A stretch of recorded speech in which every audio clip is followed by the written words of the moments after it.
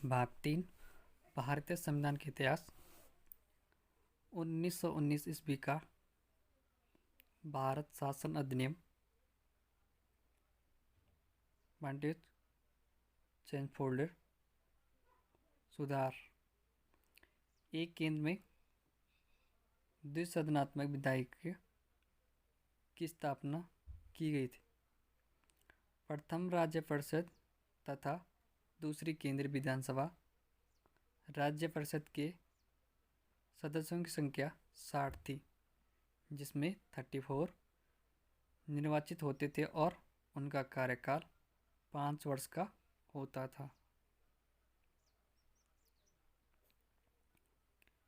केंद्रीय विधानसभा के सदस्यों की संख्या 145 थी, जिसमें 104 निर्वाचित तथा 41 मनोनीत होते थे।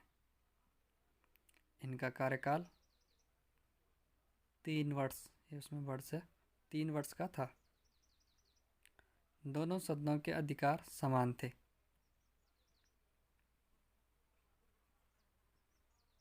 नोट: प्रांतों में द्वैत शासन के जनक लियोन्स कार्टिस थे।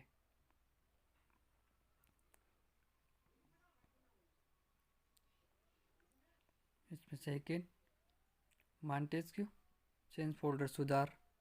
भारत शासन अधिनियम 1919 द्वारा भारत में पहली बार महिलाओं को वोट देने का अधिकार मिला।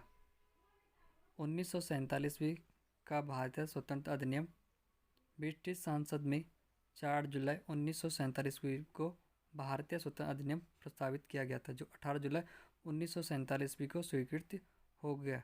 इस अधिनियम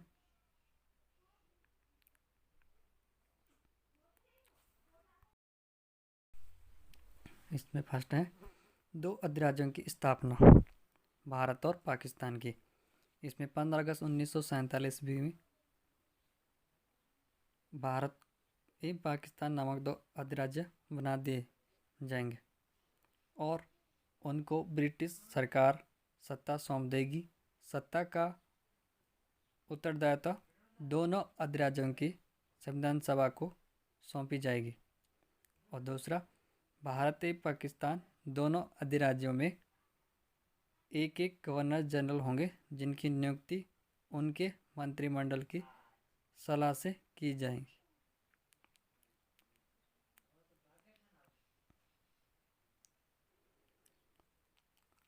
और थर्ड है इसमें संविधान सभा का विधान मंडल के रूप में कार्य करना। जब तक संविधान सभाएं संविधान का निर्माण नहीं कर लेते, तब तक वह विधान मंडल के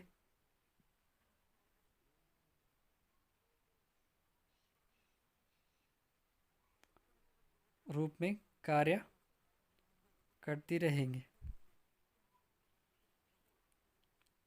इसमें 4 नंबर, भारत मंत्री के पद समाप्त कर दिए जाएंगे।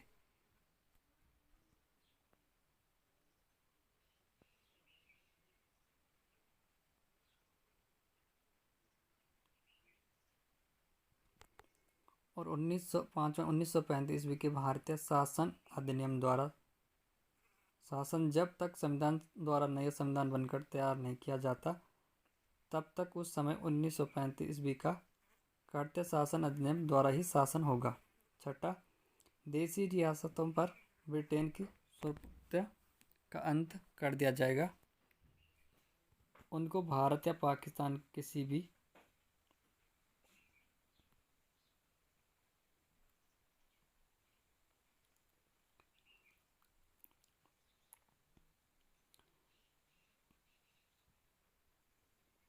अधिराज्य में सम्मिलित होने और अपने भावी संबंधों का निश्चय करने की स्वतंत्रता प्रदान की जाएगी।